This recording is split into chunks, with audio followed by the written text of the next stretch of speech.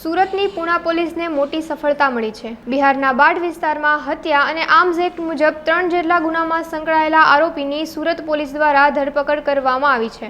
પૂણા પોલીસે બાતમીના આધારે 11 વર્ષથી ફરાર બિહાર રાજ્યના કુખ્યાત આરોપી મુન્નીલાલ યાદવને પકડી પાડ્યો છે। આ અંગે પોલીસ દ્વારા વધુ તપાસ હાથ ધરવામાં આવી છે। સુરત શહેર પોલીસ કમિશનર શ્રી અનુપમસિંહ ગેહલોત સરના માર્ગદર્શન હેઠળ તેમજ સ્પેશિયલ કમિશનર શ્રી સેક્ટર 1 સરના તેમજ ડીસીપી ઝોન 1 સરનાઓએ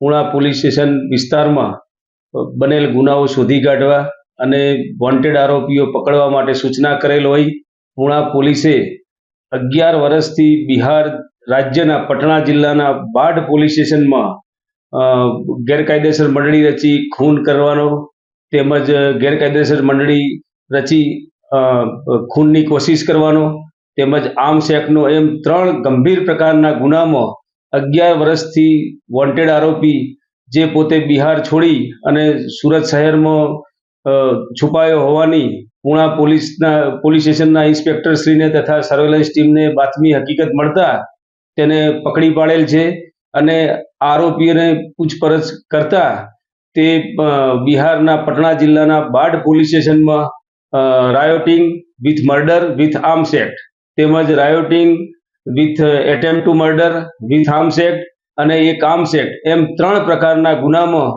છેલ્લા 11 વર્ષથી વોન્ટેડ હતો।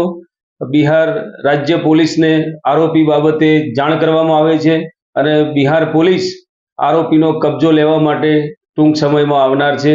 આમ પૂણા પોલીસ સ્ટેશનને માનનીય પોલીસ કમિશનરશ્રીના માર્ગદર્શન હેઠળ 11 વર્ષથી નાસ્તા ફરતા આરોપીને પકડવામાં સફળતા સાંપડેલ છે।